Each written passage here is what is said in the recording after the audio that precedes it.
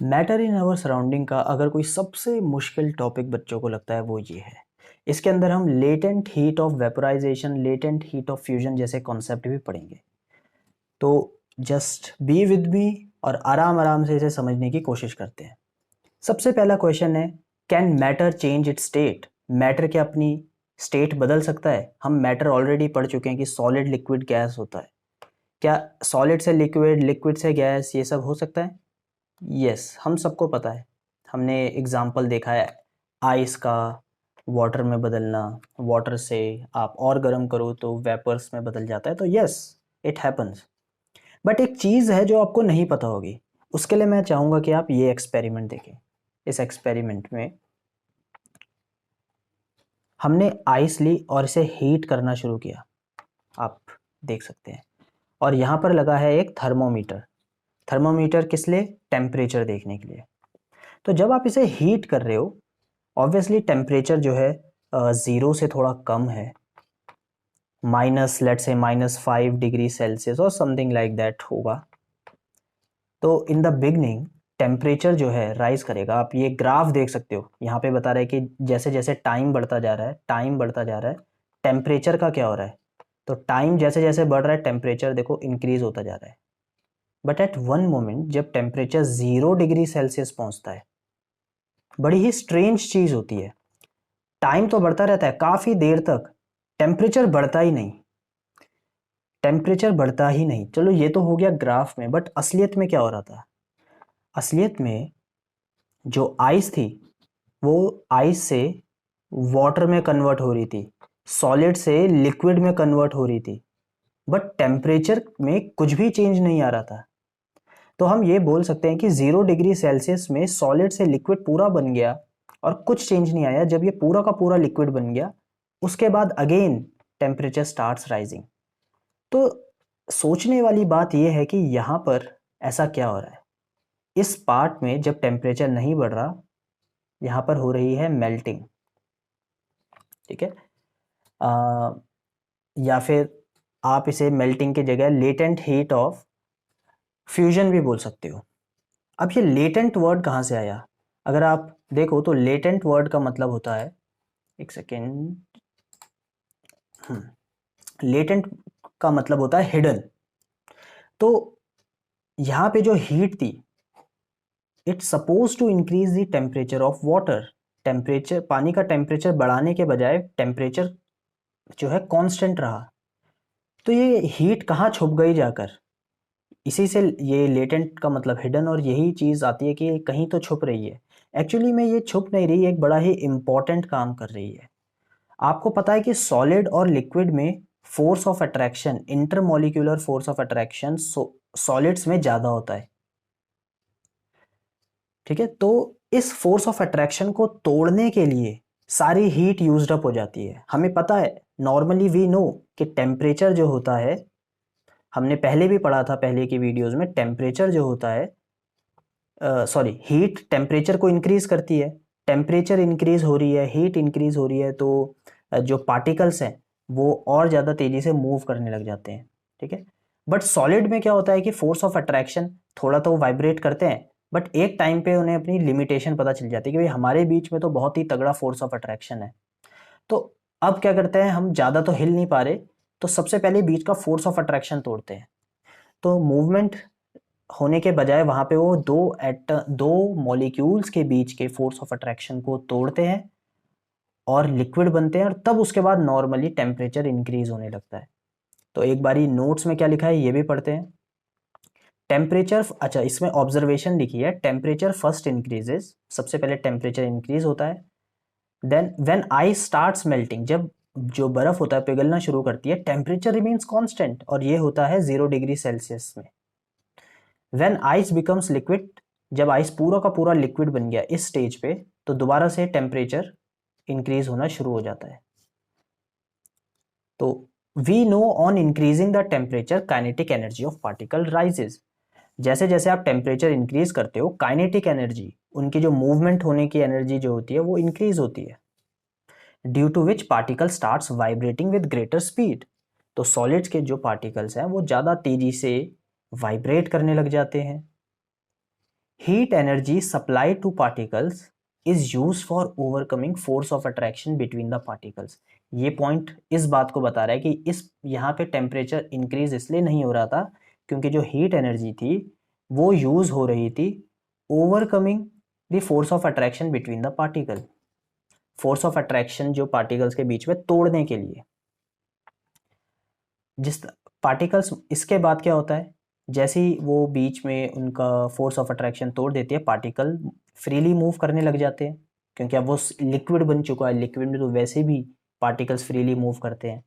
In case of solids they leave there, और solid में पहले वो फिक्स पोजीशन में थे, now they have left their fix position, और अब वो फ्रीली मूव करने लग गए हैं, फ्रीली मूव करने लग गए हैं।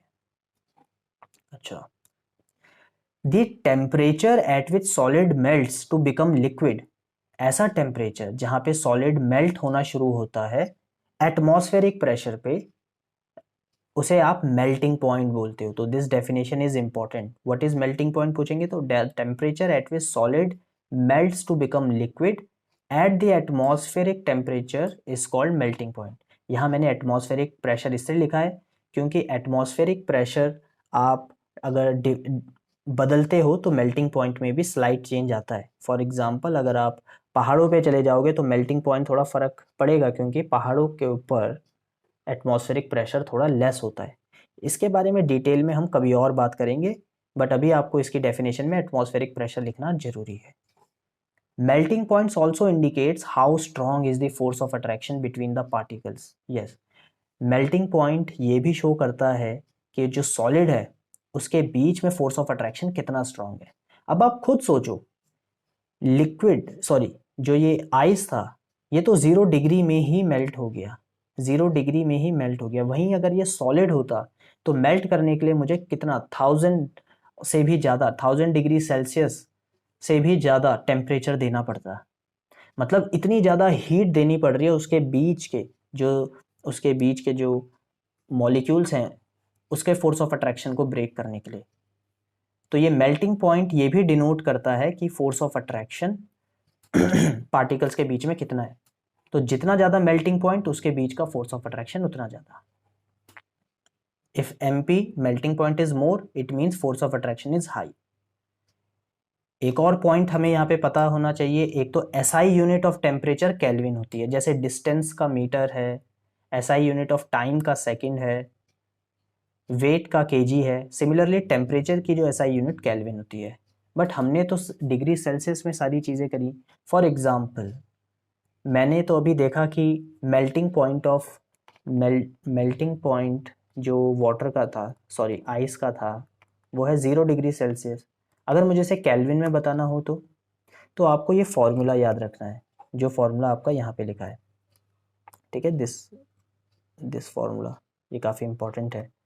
इस फॉर्मूले के हिसाब से आपको अगर केल्विन में चाहिए कुछ भी तो फिर आपको 273 लिखना है, और डिग्री सेल्सियस में जो भी नंबर है, यहाँ 0 था, डाल देना है, तो you will get answer in kelvin, 273 kelvin. और अगर आपको केल्विन में दिया होता, लाइक 373 केल्विन आपको दिया है, एंड आप सेम फॉर्मूला लगाओगे टेम्परेचर इन सेल्सियस, तो टेम्परेचर इन सेल्सियस आपको यहाँ पे 373 माइनस 273 मिलेगा 100 डिग्री सेल्सियस TC। तो ये फॉर्मूला आपको याद रखना है।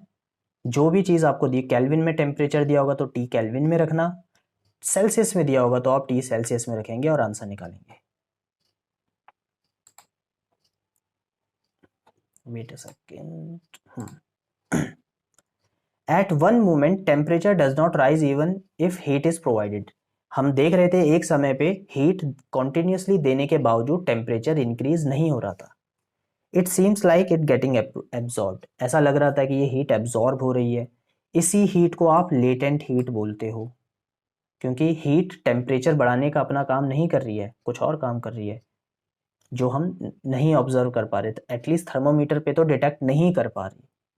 That heat gets used up in changing the state by overcoming the force of attraction between particles. Again वही लाइन कि ये जो हीट है यूज्ड अप हो रही है overcoming the force of attraction between the particles.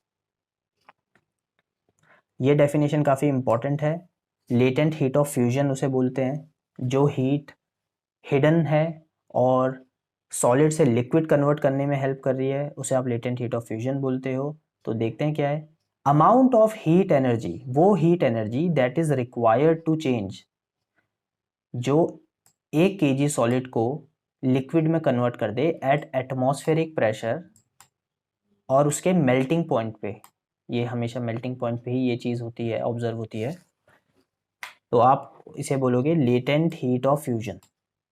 Important definition है, amount of heat of energy that is required to change 1 kg solid को into liquid at atmospheric pressure at its melting point is known as latent heat of fusion. तो ice के case में वो सारी heat energy, example के लिए जो 1 kg ice को वाटर में कन्वर्ट कर दे एक eight normal at atmospheric pressure पे 1 atm पे, और उसके मेल्टिंग पॉइंट जो कि आइस का मेल्टिंग पॉइंट 0 डिग्री सेल्सियस होता है, तो ये आपकी लेटेंट हीट ऑफ फ्यूजन होगी। तो ये सारी लेटेंट हीट ऑफ फ्यूजन वो एक्स्ट्रा हीट है जो बीच का बॉन्ड ब्रेक कर देती है, या फिर बोले फोर्स ऑफ अट्रैक्शन तोड़ देती है सॉलिड का और उसे लिक्विड में कन्वर्ट कर देती है। अगर आप इस ग्राफ को देखें तो जिस तरीके से यहाँ पे एक कांस्टेंट हो गया था, सिमिलरली यहाँ भी कांस्टेंट हुआ। तो इसी केस में देखते हैं, अगर मैं इसे फर्दर हीट अप करता रहता तो टेम्परेचर इंक्रीज होता, and then at one point जब ये बॉयल होने लग जाता, यहाँ ये वो स्टेज है जहाँ पे बॉइलिंग होने लग जाती, अगेन टेम्परेचर राइज नहीं करता, और इन दिस केस यहाँ पे टेम्परेचर रहता 100 डिग्री सेल्सियस। 100 डिग्री सेल्सियस में अगेन जो आपका थर्मामीटर रहता वो शांत हो जाता, वो बिल्कुल चेंज नहीं होता, और इस फेज में होती है बॉइलिंग। और बॉइलिंग के अंदर क्या हो रहा है, अगर आप नोटिस करो तो बॉइलिंग के अंदर आपका जो लिक्विड है वो गैस में कन्वर्ट हो रहा है। तो अब आप थोड़ा हिंट आपको मिल गया होगा कि यहाँ पे क्या हो रहा होगा, क्योंकि कुछ फोर्स ऑफ अट्रैक्शन तो वाटर के मॉलिक्यूल के बीच में भी रहता है, वाटर के मॉलिक्यूल्स के बीच में भी there is some force of attraction. तो उस फोर्स ऑफ अट्रैक्शन को भी ब्रेक करने के लिए एक हीट यूज्ड अप होती है। तो हीट बोलती है कि भाई मैं टेम्परेचर फिलहाल नहीं बढ़ा रही, मैं पहले अपना काम निपटाती हूँ, क्योंकि अगर ये बीच का फोर्स ऑफ अट्रैक्शन मैं तोड़ूंगी नहीं तो ये फ्रीली मूव करेगा नहीं। तो let me first break the force of attraction between the molecules. तो इसीलिए ये हीट जो है यहाँ पे अगेन यूज होती है लिक्विड के फोर्स ऑफ अट्रैक्शन को तोड़ने के लिए, जिस ताकि ये गैस बन जाए। तो इसको अब हम नोट्स में देखते हैं। ऑन फर्दर हीटिंग लिक्विड को फर्दर हीट करने पे force of attraction further breaks, force of attraction और टूटता है, and now particle start moving freely and it becomes gas now. ठीक है, ये चीज़ें होती हैं। तो ये फोर्स ऑफ अट्रैक्शन जो ब्रेक करना होता है, इसके लिए भी हिडन हीट चाहिए, उसको हम क्या बोलते हैं, वैसे लेटेंट हीट ऑफ वेपराइजेशन बोलते हैं, बट हम नोट्स के साथ पढ़ते हैं। Again when liquid is getting converted to gas या फिर vapour, temperature does not change, यहाँ भी टेम्परेचर चेंज नहीं होता, वो ऐसा लगता है इट रिमेन्स हिडन। एनर्जी यहाँ पे क्या यूज्ड अप हो रही है, overcoming force of attraction between the particles, again same चीज, पार्टिकल्स के बीच का फोर्स ऑफ अट्रैक्शन टूटने में जुट गई है energy. Important, temperature at which liquid starts boiling eight atmospheric pressure, जहाँ पे लिक्विड बॉइलिंग स्टार्ट करने लग जाए एटमॉस्फेरिक प्रेशर में, उसे आप बॉइलिंग पॉइंट बोलते हो। अमाउंट ऑफ, आप नोटिस करो जो लेटेंट हीट ऑफ फ्यूजन थी ना, बिल्कुल सेम डेफिनेशन है, amount of heat energy that is required to change. अब यहाँ पे 1 kg of liquid into vapour होगा, यहाँ पे सॉलिड से लिक्विड था, यहाँ पे लिक्विड टू वेपर होगा, again at atmospheric pressure at its boiling point is known as latent heat of vaporisation. तो डेफिनेशन याद करना तो आसान है, बट डेफिनेशन को छोड़ भी दिया जाए तो क्या आपको पता चल गया है ना कि लेटेंट हीट ऑफ वेपोराइजेशन क्या होता है। लेटेंट हीट ऑफ वेपोराइजेशन वो छुपी हुई हीट एनर्जी है जो जब बॉयल हो रहा होता है पानी, तो टेम्परेचर को इंक्रीज करने के बजाय वो वाटर के बीच में, वाटर के मॉलिक्यूल के बीच के फोर्स ऑफ अट्रैक्शन को ब्रेक करती है और उसे गैस बनाती है। Liquid and gas at same temperature contains different energy. एक क्वेश्चन पूछा जाता है कि 100 डिग्री सेल्सियस का पानी या क्योंकि ये आपको पता है ना, मैं आपको ये एक बार दोबारा रिमाइंड करवा देता हूँ कि वाटर जो होता है बॉयल होता है 100 डिग्री सेल्सियस में, और सब चीज़ों का बॉइलिंग पॉइंट अलग अलग होता है। वाटर बॉयल होता है 100 डिग्री सेल्सियस में, और कोई चीज़ 100 डिग्री सेल्सियस में बॉयल नहीं होगी। तो 100 डिग्री सेल्सियस में आपका पानी भी है एट द सेम टाइम, और गैस भी है, क्योंकि यहीं पे कन्वर्जन हो रहा है। तो 100 डिग्री सेल्सियस का वाटर और 100 डिग्री सेल्सियस के वेपर में ज़्यादा गर्म कौन सा होगा? बच्चे जनरली सोचते हैं कि दोनों बराबर होंगे, बट रियल आंसर है कि गैस काफ़ी ज़्यादा गर्म होगी। जो गैस होती है वो काफ़ी ज़्यादा गर्म होगी। क्यों? क्योंकि गैस में ज़्यादा हीट एनर्जी है, इजंट इट? गैस के अंदर ज़्यादा हीट एनर्जी है। 100 डिग्री सेल्सियस में जो वाटर था, उसके बाद जितनी भी हीट एनर्जी यूज्ड अप हुई है ब्रेक करने के लिए, वो तो हमने काउंट करी नहीं, वो तो गैस की हीट एनर्जी को इंक्रीज कर रहा है। तो इसीलिए लिखा है मैंने यहाँ, liquid and gas at same temperature contains different energy. Gas contains more energy, more heat energy मुझे यहाँ पे लिखना चाहिए, as it has extra energy, इस पे एक्स्ट्रा एनर्जी है to break intermolecular force of attraction. Water के केस में जब वो 100 डिग्री जस्ट रीच किया था 100 डिग्री सेल्सियस, तो कोई ब्रेक नहीं किया था उसने एक्स्ट्रा हीट। उसके बाद जितनी भी हीट एनर्जी गई वो सारी की सारी गैस बनाने में यूज्ड अप हो गई। तो जब हम 100 डिग्री सेल्सियस की गैस बोलेंगे तो उसके अंदर 100 degree Celsius plus extra latent heat भी हम ऐड करेंगे। तो because of that latent heat gas ज़्यादा गर्म होती है लिक्विड से। Some substance on heating gets converted to solid, some substance on heating gets converted solid to gas, converted into solid to gas directly. अगर आप ऊपर वाले एग्जाम्पल में देखते तो हुआ क्या था? सबसे पहले सॉलिड था आइस, आइस से लिक्विड बना, फिर लिक्विड से वेपर बना। और जनरली ऐसा ही देखने को मिलता है, सॉलिड से लिक्विड, लिक्विड से गैस, सॉलिड से लिक्विड, लिक्विड से गैस। बट कुछ केसेस में सॉलिड से डायरेक्टली गैस बन जाते हैं। ये स्पेशल तरीके के सब्सटेंसेस को आप बोलते हो सबलाइम मटेरियल। आप यहाँ पे एक एग्जांपल देख सकते हो। वैसे इससे भी बेटर एक एग्जांपल मैं बताता हूँ, जो ओडोनिल और ये जो अलमारियों में या फिर वॉशरूम में या कपड़ों के साथ कई बारी जो है ओडोनिल रख लेते हैं। ओडोनिल एक जो है कैम्फर टाइप का सब्सटेंस होता है, जो क्या करता है, सॉलिड बॉल के फॉर्म में होता है और वो फ्रेग्रेंस में कन्वर्ट हो जाता है, गैस में कन्वर्ट हो जाता है डायरेक्टली। आप उसे नहीं देखोगे कि वो कभी लिक्विड में कन्वर्ट हो रहा है। तो ये कुछ स्पेशल काइंड के सॉलिड्स होते हैं जो डायरेक्टली गैस में कन्वर्ट होते हैं without being into liquid state. तो इनको आप बोलते हो सबलाइम मटेरियल, सबलाइम मटेरियल। तो यहाँ पे एग्जांपल है, यहाँ पे अमोनियम क्लोराइड आपने लिया, अमोनियम क्लोराइड आपने यहाँ पे डिश में लिया और एक फ़नल से ढक दिया, फ़नल के ऊपर आपने कॉटन लगा दी और हीट करना शुरू किया। अब जो अमोनियम क्लोराइड है ये डायरेक्टली वेपर्स में कन्वर्ट होता है, अमोनियम क्लोराइड डायरेक्टली वेपर्स में कन्वर्ट होता है और ये ऊपर की तरफ जाएगा और यहाँ पे ये वापस कंडेंस हो जाता है। कंडेंस मतलब वापस ठंडा होकर वापस सॉलिड में बदल जाएगा, तो ऊपर ऊपर की साइड में ये वापस यहाँ पे जम जाएगा। तो यहाँ पे आपने देखा सॉलिड से गैस में बना, फिर गैस से वापस सॉलिड में बन गया।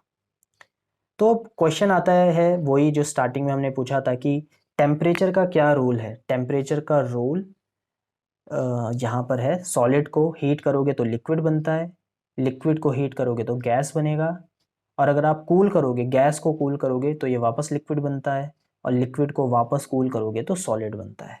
तो यस, हीट की हेल्प से आप स्टेट चेंज कर सकते हो, बट एक और चीज़ है जिसकी हेल्प से आप स्टेट चेंज कर सकते हो, वो है प्रेशर। मैंने आपको पिछली वीडियो में बताया था कि जो एलपीजी होती है, सीएनजी होती है, उन्हें वो हाईली प्रेशराइज्ड गैस होती हैं, और जब उन्हें बहुत ज़्यादा कंप्रेस कर दिया जाता है, आप सिलेंडर में डाला जाता है, तो आप कभी सिलेंडर हिलाकर देखना, यू फील कि उसके अंदर तो कोई लिक्विड है, जबकि हम तो बोलते हैं गैस है। तो आप ये चीज़ तो हमने नोटिस करी कि हाईली कंप्रेस्ड गैस को आप लिक्विड में कन्वर्ट करते हो। तो ये बात एकदम सही है। आप ज़्यादा प्रेशर अप्लाई कर कर जो है मैटर की स्टेट को चेंज कर सकते हो। अब ऐसा क्यों होता है? देखो, हीट के केस में तो ये था कि जब भी आप उसे हीट एनर्जी प्रोवाइड करते हो तो काइनेटिक एनर्जी पार्टिकल्स को मिलती है, पार्टिकल्स मूव होने लगते हैं और ये मूवमेंट की वजह से अपना वो फोर्स ऑफ अट्रैक्शन तोड़ते हैं और फोर्स ऑफ अट्रैक्शन तोड़ के वीक बनाकर वो गैस और लिक्विड में कन्वर्ट होते हैं। और वहीं आप उन्हें कंडेंस करोगे तो कूलिंग करने का मतलब एक तरीके से उनसे एनर्जी ले लेना होता है और एनर्जी लेकर आप उन्हें और स्लो कर देते हो और जैसे जैसे उनका मूवमेंट स्लो होता है तो वो गैस से लिक्विड, लिक्विड से सॉलिड में बनते हैं। प्रेशर के केस में क्या होता है कि आप देखो यहाँ पे गैसेस हैं, आपने पिस्टन लगाया, पिस्टन से आपने इसे कंप्रेस किया, मॉलिक्यूल्स पास पास आ गए, तो लेट से ये लिक्विड बन गया और आपने और ज़्यादा प्रेशर अप्लाई किया, बहुत ही ज़्यादा। ऑल्दो प्रैक्टिकली इतना प्रेशर पॉसिबल नहीं होता है कि आप हर गैस को सॉलिड में बदल दो, बट यस, किया जा सकता है ये। ठीक है, आप कई केसेस में कर सकते हैं, डिपेंड करता है ये गैसेस टू गैसेस। बट अगर आपने लेट से बहुत से ज़्यादा प्रेशर आपने अप्लाई किया तो देखो इतने पास मॉलिक्यूल्स आ गए कि ये सॉलिड बन गया। तो यहाँ पर प्रेशर से तो इमेजिन करना बहुत ही सिंपल है कि आप प्रेशर अप्लाई करोगे, मॉलिक्यूल्स पास आएंगे और ये गैस से लिक्विड, लिक्विड से सॉलिड बन सकते हैं। On increasing pressure particles of matter come closer, applying pressure and decreasing temperature can liquefy gases. जैसा मैंने आपको बताया था, प्रेशर इंक्रीज करके और टेम्परेचर भी डिक्रीज करके, दोनों साथ में करते हैं तो आप गैसेस को लिक्विफाई कर सकते हो। ठीक है, जैसे LPG, CNG. Solid carbon dioxide, आपने देखा होगा कभी कॉन्सर्ट वगैरह में जो गैसेस होती हैं, जो गैस होती है या फिर किसी थिएटर वगैरह में एक गैस यूज होती है ना, that is solid carbon dioxide. तो solid carbon dioxide stored in high pressure, जैसे हाई प्रेशर में स्टोर किया जाता है तब इसे रिलीज करते हैं तो ये गैस में कन्वर्ट हो जाती है। It gets converted to gas state on decreasing pressure, जब प्रेशर डिक्रीज करते हो तो ये गैस स्टेट में कन्वर्ट हो जाती है। इसको ड्राई आइस भी बोलते हैं, सॉलिड कार्बन डाइऑक्साइड को ड्राई आइस भी बोलते हैं। तो फाइनली ये चार्ट बहुत ही इंपॉर्टेंट है और ये लास्ट पार्ट है इस वीडियो का। आई नो ये वीडियो थोड़ी लंबी बन चुकी है बट ये ज़रूरी है और ये सबसे इम्पॉर्टेंट एंड टिपिकल वीडियो भी है इस चैप्टर की। तो जो लिक्विड है, लेट्स से, अच्छा, हम सॉलिड से शुरू करते हैं। सॉलिड को अगर आप हीट करोगे तो ये मेल्ट होता है, फ्यूजन भी उसे बोलते हैं, फ्यूजन की हेल्प से ये लिक्विड में कन्वर्ट होता है। लिक्विड से गैस कन्वर्ट होता है, आप और हीट करोगे तो ये वेपोराइज होती है, वेपोराइजेशन गैस। और अगर मैं उल्टा चलूँ, गैस को आप ठंडा करोगे, कंडेंस करोगे, तो जो गैस होती है वो लिक्विड में कन्वर्ट हो जाती है। और अगर आप लिक्विड को और कंडेंस करोगे, जिसे हम सॉलिडिफिकेशन भी बोलते हैं, तो लिक्विड से वो सॉलिड में कन्वर्ट हो जाती है। और सॉलिड और गैस के बीच का रिलेशन क्या है? वो सब्लिमेशन, मैंने बताया था। कुछ मैटर होते हैं जो डायरेक्टली गैस में कन्वर्ट होते हैं, इस प्रोसेस को सब्लिमेशन बोलते हैं। Solid to gas conversion directly, sublimation. And sublimation में ही ऊपर डिपॉजिट हो जाते हैं, जब वो कंडेंस होकर, ठंडे होकर डिपॉजिट हो जाते हैं तो गैस से सॉलिड में होने को आप डिपोजिशन बोलते हो। तो ये चार्ट था स्टेट्स के कन्वर्जन का। नेक्स्ट में हम लास्ट पार्ट करेंगे विच इज इवेपोरेशन।